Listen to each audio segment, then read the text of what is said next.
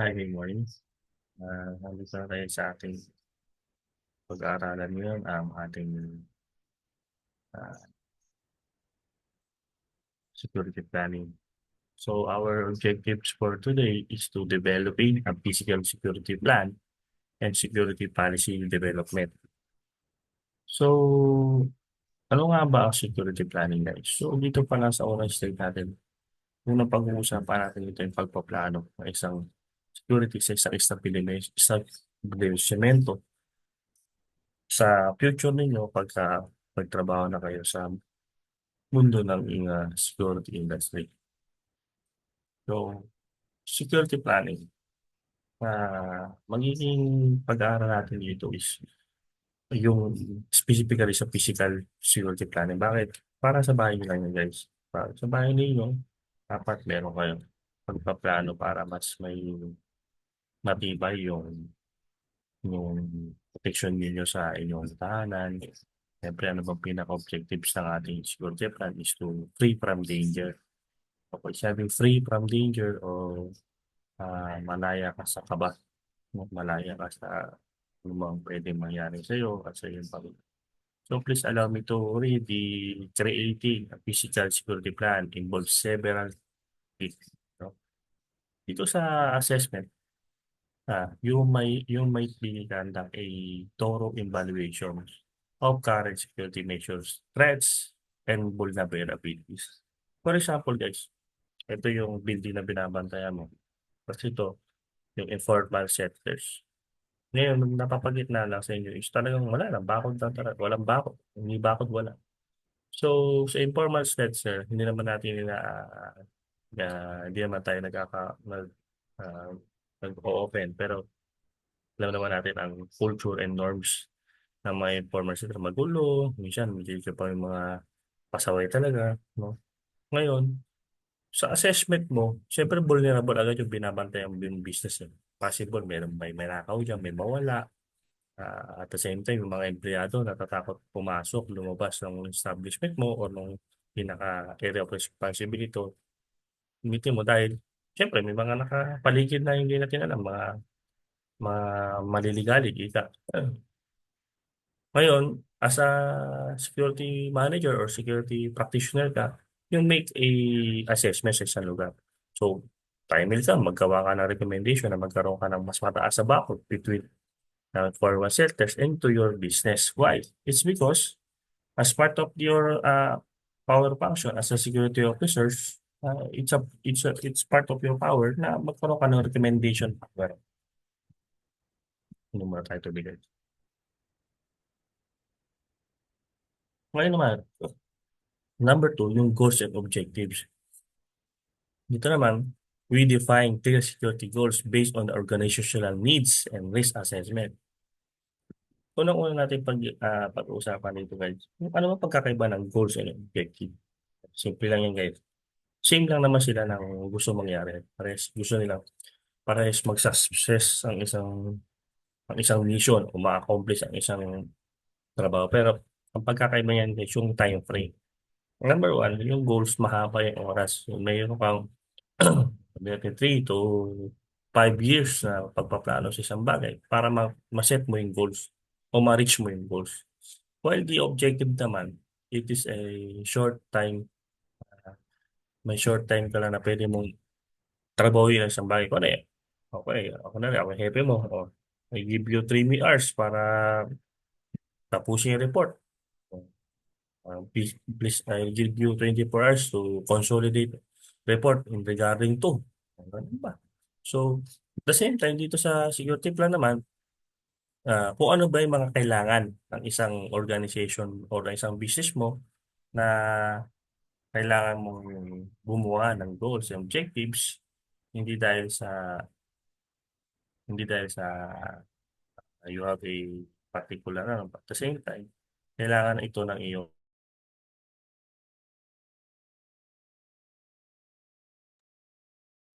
number three, strategy formulations. Develop strategies to address identified risks, including physical barriers, surveillance, and needs access. Dito naman sa strategy formulation naman, guys, kailangan mong gumawa ng mga estratehiya patungkol sa physical security. For example, yan, tulad ng tinalakay natin ngayon na magtanim ka ng bakod na magkakaroon ng barriers between the informal setters into your establishment. Magkaroon ka ng surveillance camera. Magkaroon ka ng dapat may identify mo yung mga iba pang mga risk. For example, yung oras ng paglalabas ng ano mo ng mga empleyado mo o dapat pagpatak ng alas 8 bago mag alas 8 yung security guard mo alpalpa na. Kung sabi alpalpa, alerto na. Preventive tayo pa, patayo tayo na siya dapat. Binabantayan na niya yung mga empleyado. Tanawin niya yung mga empleyado, palabas doon. Habang hinihintay yung magkaroon ng bakod. Bakit? Malay mo, hold upin yan. Tapos, yung pag sabi access control naman, dapat yung mga hindi basta-basta kayo napapasok ng hindi naka-ID or hindi naka-uniforme yung mga empleyado to filter yung taong dapat na makakapasok sa inyong lugar. Resource allocations determine necessary resources, financials, personnel, and technology to implement the plan. Siyempre guys, hindi naman gagalaw ang isang business or isang establishment or isang organization without this. Number one, yung siyempre financial. Hindi naman tayo gagalaw kung wala rin kung walang budget. Hindi rin naman gagalaw ang isang kumpanya kung lalo kung walang personnel. At the same time, aminin natin, ang technology, hindi na rin tayo gagalaw kung walang technology. Like for example, ito Zoom. Kahit malayo tayo, meron tayong mode of communication to create a plan in the near future to become better yung mga plano pa ng ating company. No? Number 5, implementation timeline. Create a timeline for rolling out security measure and initiative. Pag sinabi implementation time, no, dapat dito sa oras na to matapos na natin ito. Pa-implement na natin ito. Yung rules and regulation ng company. No, at the same time, dapat meron ka rin pagkukusa, initiatives. No, without minsan, tawag ng sitwasyon, o kahit hindi na kailangan ng instruction ng ibabaw, eh, tulad na lamang noon, so kaya sabi sa inyo, security officer kayo, hindi na kailangan ng i-memo na para ikutan mo yung tao mo na, pagpatak ng 7:30 mga bro, ikutan yun, tayo-tayo na ha, kasi palabas yung mga empleyado, ka na natin bantayan. Pakicheck yung mga bakod natin, i-check yung mga ilaw. Sample ng mga yan, implementation yan. Yung mga busted lights, dapat laging mapalitan ng maaga yung mga ilaw. Number 6, training and awareness. Ensure all personnel are trained on security protocols and aware of their roles in the plan. Pag sinabing training and awareness, hindi lang ito per security guard ha. Although, kasama dito yung community. No? Ano ba yung community? For example, sa isang mall, hindi lang naman security guard dapat ang naging ano dyan, nag-training ng security at magkaroon ng awareness sa bawat paligid. Security is a concern of all. No? Meaning to say, parang police, no? Hindi lahat kaya ng police, hindi yan Superman. Dapat yung mga nasa paligid or community or nasa surroundings, mapa ano man yan, Marites man yan o Marisol, dapat maging parte sa magandang pagpaplano ng security. Dapat maging aware din sila sa mga ano nila na trabaho nila at hanggang sa and the same time yung limitation. For example, uh, kung sa Jollibee, pag may nakita kayo dito sir, pakitimbre nyo kami, ito yung number po namin. Yan yung mga sample ng mga training and awareness. So, security policy development. Sa security policy development entails crafting formal document that outline security expectations and procedures. Key components included. Dito sa security policy, the word policy, ito yung batas, no? Batas ng isang security sa isang lugar na dapat na de-develop time by time. Kasi tanda natin, hindi pwedeng words or verbal lang, dapat black and white. So this is a formal documents. So sa madaling salita, pirmado ito ng mga nasa taas ng security. At the same time, meron itong mutual understanding between the client into your company sa security provider And the number one is the policy scope. Define what areas the policy covers, including physical security, access control, and emergency response. Dito sa policy scope, dapat maditerma o ma-define yung mga area of mga cover ng isang security. Especially security, yung physical security. Sino ba yung pwedeng pumasok lang dyan? No? Sino pwedeng dumaan lang dyan? Sino pwedeng gumamit ng elevator pagpatak ng 7 a.m. Ganon. Sino bang pwedeng pumasok, mag-park lang doon. No? For example, sa parking lot, sino pwedeng mag-park lang doon sa malapit sa elevator o sa malapit sa office ng pinaka-boss. Siyempre, yung boss, di ba? Sunod dyan, yung mga PWDs natin, yung mga VIP, yung very important persons, yun lang yung mga pwedeng mag-park. Tandaan nyo yan, malapit sa elevator. Kasi ginawa naman talaga ang elevator para sa ating mga PWDs o sa ating mga VIPs para makaiwas. Tandaan nyo, sila yung mga vulnerable na isang lugar. No? Lalo na yung mga boss, kailangan natin protektahan yan. And the emergency response, like what I said, yung mga example dyan, yung elevator natin o PWD ramp or PWD parking, dapat sila lang yung pwedeng mag-park doon. Number two, roles and responsibility. Clearly outline the roles of security personnel, employees, and management. Tulad na sinabi ko sa inyo kanina, dapat alam niyo yung roles niyo, yung pinaka-parties niyo, at ano ba yung mga responsibilities ng empleyado, ng security personnel, at yung management. Tandaan niyo, may tatlo yan. Yung tinatawag natin administrations, management, and organizations. Pag sinabi natin administration, ito yung pinaka-boss. No? Siya ang utak. No? Pag sinabi naman management, siya yung nag-oversight, siya yung mata. Pag sinabi naman organization, lahat yan, including the administrations. No? Pag sinabing, kung tulad na sabi nyo, admin, utak, o management, mata, ang organization ay ang katawan. Compliance requirements include the relevant legal and regulatory standard that the organization must adhere to. Dito sa compliance requirement, there's a word compliance. You must comply it. No? Ika nga ng mga naging boss ko. Pag sinabi mong compliance, ito yung legal na magiging legal na grounds para sumunod ang lahat. At pwede rin naman ito maging legal na grounds para maging panlaban sa iyo pagdating ng hinaharap. Okay? Pero dito muna tayo sa compliance requirements. Pag sinabi mo, it should follow, it should pass, it should submit. Yan, pag sinabi mo compliance requirements. Dahil ito ay naka-align with the guidance of the regulatory standard. Number 4, incident response procedure. Establish clear procedure for responding to security breaches of emergencies. Dito naman sa incident response, parang QR ito, quick response operation or quick response team. No? Dapat ang security hindi lamang sa action, but cost pagdating sa mga emergency. Like for example, dapat marunong din sila mag-first aid, marunong din sila mag-CPR, o mga basic, kahit mga basic lang. No?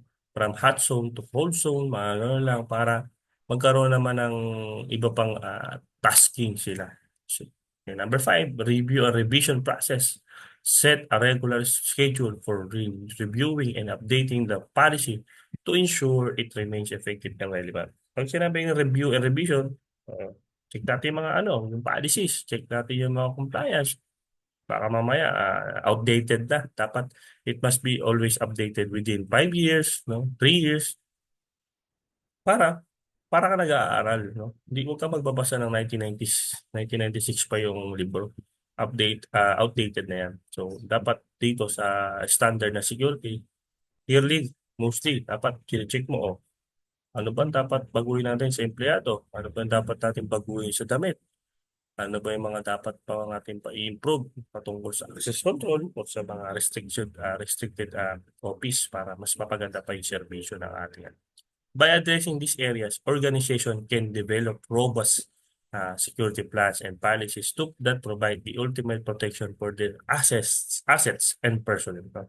So kapag na-address nyo na yung mga ganitong issues, ng mga ganitong area sa patungkol security plan, mas mabibigay nyo ang mas magandang serbisyo patungkol sa proteksyon, hindi lamang sa inyong asset, bagkos sa ating mga tao na nakapaligid sa isang establishment.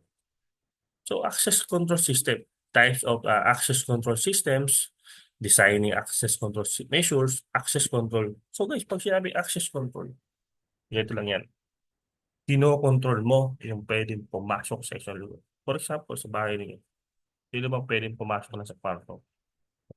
Sino bang pwedeng pumasok sa kwarto nyo, sa kwarto ng papa nyo? So, doon pa lang, sa bahay nyo pa lang, you abide the rules and regulation of the house or home, which is respecting the rights of the persons. No? For example, papa nyo, gagalawin nyo yung gamit ng papa ninyo. Anong reaksyon ni papa nyo? Ako sa experience ko, talagang magagalit yung papa ko. Grabe magdisiplina nung araw eh. At the same time, ako rin naman, ayoko rin naman ginagalaw yung gamit ko. That's sa access control. No? Kasi kapag ginalaw mong bagay ng iba nang without the consent of the others, okay, hindi mo man gamitan ng batas, pero yung disiplina, no? Nawawala. That's the access control. So types of access control systems manage who can enter specific areas and can be categorized into several types. Ayan. Ang linaw ng sinabi. Who can enter specific areas? Number one, the physical access control include locks, keys, and security guards that restrict physical entry to buildings or secure area. So, sa physical access, uh, automatic yan. May gate. Hindi naman pwede may lock at may keys lang agad, di ba? So may gate, nalalagyan mo ng lock. No? Kapag wala namang key or lock, kahit walang security guard dyan, kung meron kang susi, meron kang access kasi may susi ka. Pero kapag walang key of lock or lock, ah, dapat may security guard. Kasi siya magko-control lang kung sino lang pwedeng pumasok sa isang building. Okay? Electronics access control. Utilize key cards, biometric scanner, or PIN codes to grant access, track, entry. So, ito yung pag sinabi yung electronic access. For example, ito yung mga ating ATM. Before you access the full full information of the said automatic na ATM, mas encode PIN codes. No? Biometric scanner, o pag sinabing biometric, it doesn't matter, it doesn't mean na ano lang, ano ito? Fingerprint lang, no? Hindi lang yan pag sabing biometric. Pwede yan mukha, face recognition. To track the entry. Pag sabing ganon, para matrack nila na pwede ka pumasok. Number three, network access control governs who can access networks and information system, often involving authentication protocols. Dito naman guys, sa network access control, dapat malinaw who can access network and information system. Sino ba yung pwedeng kumuha or makapasok or maka-access ng isang confidential or top secret informations, no? No. Sa practice, pagdating sa ganito, dapat meron tinatawag tayong trade secret, no? Pag sabing trade secret, dapat doon tayo may alam ng information. Dapat si boss, si chief, at yung specific na on case sa isang case o sa isang kaso, na dapat merong mga involving authentication protocols. For example, meron kayong dapat routing slip, no, may papel, na para may transparency or paper trail. Pag sabi paper trail, may pinaggalingan, may pinagpuntahan, may pinagdaanan. Yan. Trail. Trail. Number four, role-based access control or tinatawag na yung RBAC. Tinatawag na RBAC sa security. Grant access based on users' roles within the organization, ensuring that individuals have the permission necessary for their function. Kunwari, so naris, ambos sa PNP, Sa Philippine National Police. O, ang access mo lang, SIRAS. Pag sinabing SIRAS, crime, nasa crime registration ka. Yun lang yung access mo. Pag sinabi namang investigator ka, o tinatawag natin investigation case management, ang ano mo lang, ang access mo lang is investigation. Pag sinabi namang monitoring ka lang, monitoring system lang yung access, monitor ka lang. So, ang pwedeng maging coach, si investigator. Ang pwedeng mag-monitor, si monitoring team. Meaning, meron ka ng specific na trabaho dun sa isang access control. For example, ang may access lang dito sa ganitong system is pwede ka lang mag-upload. Upload ka lang. Hindi ka pwedeng mag-delete. After mo upload, hindi ka na pwede mag-delete. That's the role base. May role ka lang sa isang system. Role based or RBAC. Time-based access control. Restrict access based on the specific times or days, ensuring that the area is only accessible during designated time. Dito naman sa time-based control, kasi minsan ano dito, ang inaalala, ang kino-consider yung memory. Like for example, sa mga barangay natin, pagka dati nag-iimbestiga kami, meron lang 30 days para ma-retrieve or ma-harvest yung CCTV footage. It's because for the considering of the memory card of the said electronic device. Na kung saan talagang napupuno naman agad kasi sa pula ng laptop natin, within 30 days, nawawala, napupuno rin yan. So, yun yung mga time-based access control. Bibigyan ka lang ng oras o ng panahon para ma-access mo yan kasi within that time or beyond on that time, hindi mo na ma-access yan. Automatically, it's either permanently deleted. Designing access control measure. When designing access control measure, considering the following step. Number one, identify critical access. Determine which areas require strict access based on the sensitivity and risk uh, level. O, sabi ko sa inyo, dito na papasok yung mga confidentiality o top secret. Kung saan yung mga papasok, dapat identify mo muna o gaano ba kaselan yung impormasyon. Gaano ba kataas yung risk pag napasok niya yung isang impormasyon na ito. Dapat doon pa lang ma-access mo na. No? Dapat ma-define mo na or ma-identify mo na kung ano ba yung mga sensitivity or risk. So, hindi nyo kalimutan yung dalawang keyword na yan. Number two, assess user needs. Understand who needs access and why. Aligning permission with the job function. Dito naman sa access user need, dapat malaman mo bakit kailangan niya. Bakit ba anong anong concern niya? Anong motive niya? With the alignment of permission with the job function. Pag sinabing gano'n is, teka pare, janitor ka, anong kailangan mo sa impormasyon dyan? Diba? Teka pare, ano ka, receptionist, ba't kailangan mo ng ganyang kaselan na impormasyon? So, doon pa lang, dapat may yung ka ng, tandaan nyo sa ating mga security practitioners, ako, in my practice, on my professions, uh, almost 15 years na. No? Dapat dito, ang una nating bala is tamang hinala. Okay? Number three, select appropriate technology. Choose system that meet security needs and user convenient goals. So, select pili ka lang. Hindi lahat. Wala sa isang room or sa isang office. Lahat nilagay mo dyan. Biometrics. Kumbaga sa isang pinto, nilagay mo ng 10 lock. Ikaw na mismo, may stress eh. So, select appropriate. Kumbaga, pag sabi select appropriate, yung kapaki-pakinabang lang doon sa isang specific na security uh, system na ilalagay mo doon. So, sa isang pinto, kung kailangan ka lang ng dalawang lock, ganun kasimple. No? O maglagay ka lang ng biometrics, mga empleyado, o para mas mapabilis. No? Number four, implement multi-factor authentication. Combine two or more methods for added security, such as key card and biometrics na. O, doon napapansin nyo sa mga empleyado, after in biometrics, ano pa, yung ba to, magsusulat pa ng logbook for the multi-factor authentication. Bakit? Para ano lang yan, para magkaroon pa ng confirmatory, tatawag natin.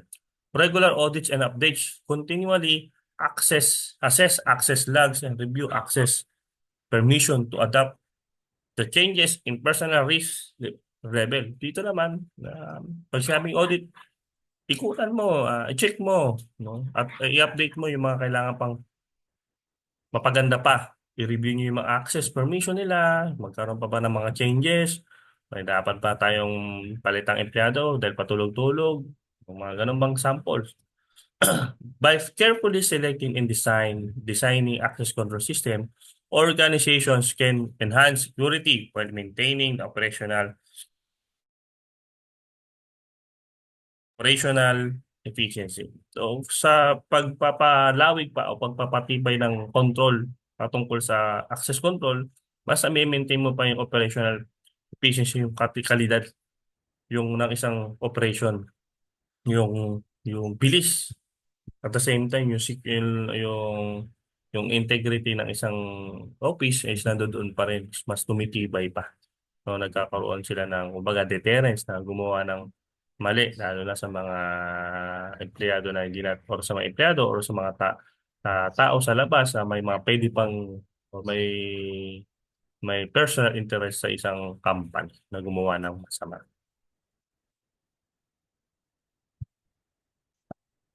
Number 5, surveillance system. Dito naman, ang objective natin, mapag-aralan yung mga CCTV and monitoring technologies, privacy consideration in surveillance. Surveillance system.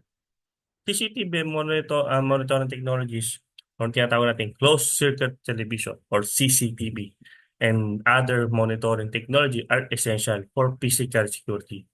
Key components including CCTV cameras, barrel types including dome, bullet, and PTZ, pan, tilt, zoom, offer flexible monitoring options. Dito CCTV, alam naman natin, I know you are aware and at the same time you are mas kabisado nyo na rin siya dahil nakikita natin ito sa pang-araw-araw nating buhay, kahit sa loob ng school, sa loob ng mga establishmento at sa labas ng establishmento. At the same time, while kahit sa inyo, sa bahay niyo may mga CCTV. At yun, ito may mga types of camera. Later on, tatalakayin natin yan. So, part ng surveillance system ang ating CCTV camera or tinatawag na closed circuit television.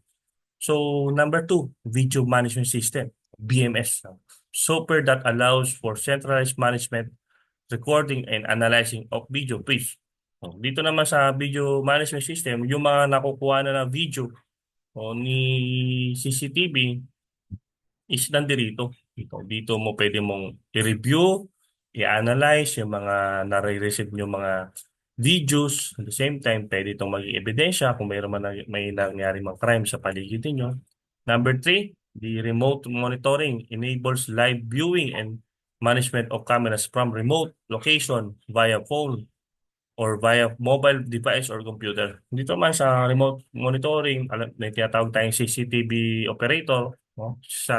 He or she allows to remote or to manage the CCTV and the other capabilities of CCTV camera while the using of the mobile device or computers. Dito sa atin, alam niyo naman, marami na binibenta yan sa Lazada, sa Shopee. Makikita niyo na yung mga kahit nasa lugar ka, yung CCTV, kaya mo control sa cellphone mo. Motion detection. Cameras equipped with the motion sensor trigger alerts when movement is detected. Dito naman, yung mga body hit ng ating katawan, magkakaroon ng motions of detection. For example, yung infrared. Pag yung tinabing yung body hit na madidetect niya, kung nakapasok na kayo sa Ayala Mall, hindi na kailangan ng tao para buksan pinto, di ba? O pagpasok, hakbang ka pa lang, yung motion mo, alam na ng camera na tao yun. Papasok siya. Kasi yung body hit natin ang natatrack nila. So number 5, integration with alarm system, linking surveillance with the alarms for enhanced response capabilities during security breaches. No? Dito naman sa integration with alarms, ito naman yung kapag napasok talaga tayo, yung may mga dapat may alarma na. Maalarma na tayo. Ano? Kaya ano pa ba yung mga linking surveillance natin with alarms, yung sa mga yung anong tawag diyan? Yung sa tubig, pag nakadetect, ayun, smoke detection. O pag na-detect ng isang smoke detection yung detector, yung isang usok na depende kung masyadong malakas na ng usok. Ano man magiging magiging reaction niyan. Siyempre, maglalabas siya ng splinter na tubig to to to remove or maalis yung mga possible na usok o yung possible natin mga maging apoy. Primary consideration in surveillance. When implementing surveillance system, it's crucial to address privacy concerns, legal compliance, adhere to laws regarding surveillance, including consent requirements and data protection regulation. Dito sa legal compliance, alam naman natin meron tayong tinatawag na Data Privacy Act na dapat nakapalob ang mga bawat natin surveillance sa standard ng batas para naman hindi natin maapakan ang karapatang pantao ng iba. Clear policies, establish transparent policies or where or and how surveillance is conducted to inform employees and visitors. No? For example, sa office, kahit sabihin mong nasa office yan, at ikaw ang may-ari ng company, dapat you must inform them, dapat yung CCTV is kita rin nila, no? Dapat may transparent, no? Hindi pwedeng yung CCTV yung nakatago, you violating the rights. Okay? Kasi anything na kapag ang CCTV nakatago, anything na record niyan at hindi niya alam na mayroon pala CCTV, hindi mo pwedeng gamitin yan laban sa kanya. Number three, data security.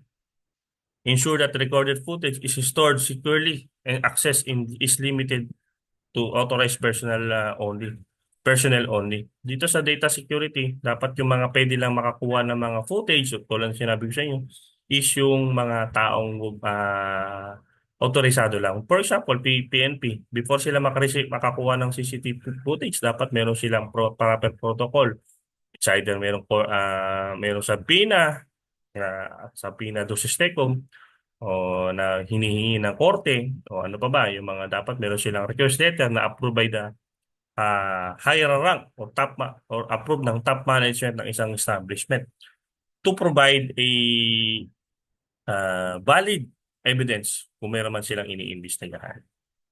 Four, purpose limitations. Use surveillance strictly for security purposes and avoid excessive monitoring that could infringe on privacy. Like sinabi ko sa inyo kanina, hindi dapat ang CCTV nakatago, no? Dapat na na dapat makikita ng lahat. Ano ba yung mga avoid excessive monitoring? Nilagay mo na sa CR. No? For example, iba pa, Pinoy Big Brother, no? Kahit nga si CCTV. Kaso, yun, sa Pinoy Big Brother, meron naman silang pinirma niya, malamang na maglalagay ako ng CCTV sa CR, ito yung pipirma nyo. You submit yourself on PPB. So, wala ka magagawa. Siyempre, gusto mo yun eh. Walang na-violate na batas kasi you are agree or you are assigned to the contract. Number five, regular reviews. Continuously evaluate surveillance practices to balance security needs with the respect for individual privacy right.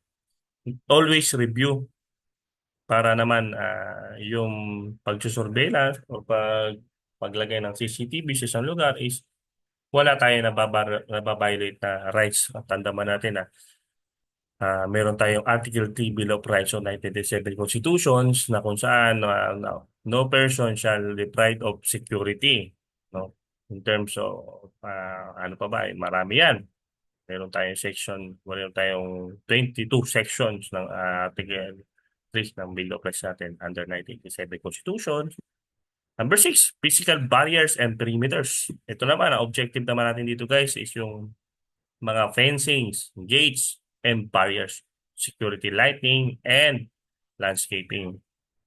So, number 1, fencing. Chain link, welded wire, electrified, and decorative fencing serve different security. No? Heights and strength. Taller and sturdier fences deter climbing and breaching, enhancing overall security. Anti-climb features, barbed wire or pointed tops can further discourage unauthorized action. Kaya tinatanggal natin sa mga sa crime. Tatlo yan eh.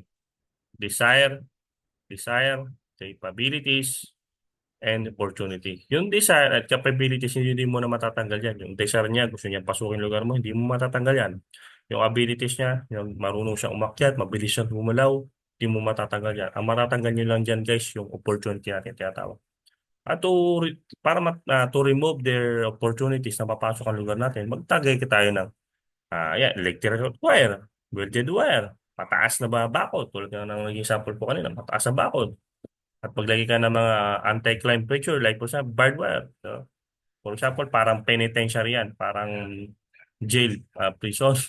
Pero, siyempre, nagbumuka namang yung isang lugar pagka masyadong marami. Pero yun ka yun ang protocol at security para ma-avoid natin yung pagpasok o ng opportunity na kalaban. Number two, ito, normal ito, kahit sa bahay, meron tayo yung tinatawag natin gate, manual or automatically. Design consideration, gate should be compatible with the surrounding fence and equipped with a robust locking mechanism. Monitoring, integrating gates with surveillance cameras. Pwede nyo na lagyan yung CCTV nyo, pwede nyo na lagyan yung gate nyo na CCTV para real time, mamonitor nyo yung papasok at lalabas ng isang bahay nyo o ng isang establishment.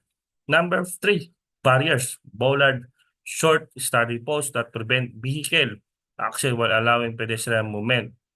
Security walls, solid barriers that protect sensitive areas, often combined with landscaping for artistic appeal.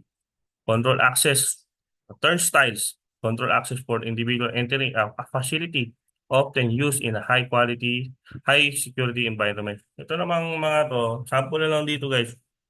Pag sinabing barriers, hindi naman to totally parang gate na parang walang, para ng, pader talaga. Dito dapat meron pa rin tinatawag natin aesthetic appeal. For example, sa opisina, di ba? Salamin lang yung minsan nagkakaroon ng barrier sa boss ninyo. Pero yung barrier na yon may salamin. Nakikita ka niya sa loob, pero ikaw, di mo siya nakikita sa labas. Yung mga sample ng barriers. Na aesthetic pa rin yung appeal. O, ano pa yung mga barrier? Cortina, barrier yan. Ano pa, yung mga rep. Magkaroon lang, kahit pa paano magkaroon lang ng space ng privacy between you or the other person. Security lighting and landscaping. Effective lighting and landscaping enhance perimeter security by improving visibility and deterring intruders. Dito naman sa security lighting and landscaping, yung ilaw, lalo, especially paggabi, pag tour of duty, dapat lahat yan, wala dapat busted light, no? Dapat lahat yan gumagana for the purpose of security. Ito naman landscaping natin, ito naman yung, for example, sa Intramuros, bago ka makapasok sa loob, di ba? May mga landscape, no? Kita-kita ka na, tapos mataas pa yung maliwanag pa. So, yun yung mga magkakaroon ng cost, ng delay sa intruders na gustong pumasok sa isang lugar. Yun yung mga purpose, security light. Security lighting, types, floodlights, motion sensor lights, and path lighting provide illumination in critical areas. Placement, strategic placement of lighting ensures that entry points, pathways, and blind spots are well lit. Smart lighting system, automated system can adjust brightness based on the time of day or detected motion, enhancing security. Dito naman, dapat strategic yung security lighting. Dapat yung mga blind spot ng lugar, dapat may ilaw, dapat yung pagpatak pala ng B46, dapat bukas na yan, no? Lalo yung mga restricted area natin, dapat may ilaw yan o dapat mayroong mga sensor lights na pag may duman, kung napapansin nyo, pag may dada, may ilaw, yung mga tinatawag natin smart lighting system. Landscaping design considerations maintain clear sight lines by avoiding dense shrubbery that could conceal intruders. Defensive landscape use thorny plants or dense hedges as a natural barrier to deter unauthorized access. Maintenance. Maintenance, regular trim and care for landscaping to ensure it does not hinder visibility or security measure. Dito naman guys sa landscaping, pwede ito yung mga halaman pero dapat hindi makakapagtago yung mga tao dyan, no? Yung mga halaman din kasi, part din yan ng landscaping at the same time ng barriers or ng security. Pero dapat hindi nakakapagtago yung mga intruders, no? O kung may maganda man kayong halaman like DNR, no? Ang gaganda ng mga halaman dyan, dapat nagkakaroon pa rin ng monitoring. Kasi mamaya, pagpatak pala ng alas 6, nakatago na pala yung isang gustong pumasok ng isang company, doon lang pala nag-hide. Dapat intensive pa rin yung pag-iikot ng security ng ating lugar. By effectively combining physical barriers with the strategic lighting and landscaping, organization can create a comprehensive perimeter security strategy that deters threats and protect access. No, pag na itong combination ng physical barriers natin and yung mga ilaw at landscaping is mabibigyan natin ng mga mas matibay na perimeter strategy yung ating company, ating bahay at ang ating mga nasa paligid para sa kapakanan ng ating community. Okay, that's all for today guys. Thank you very much. I hope may natutunan kayo. God bless you all.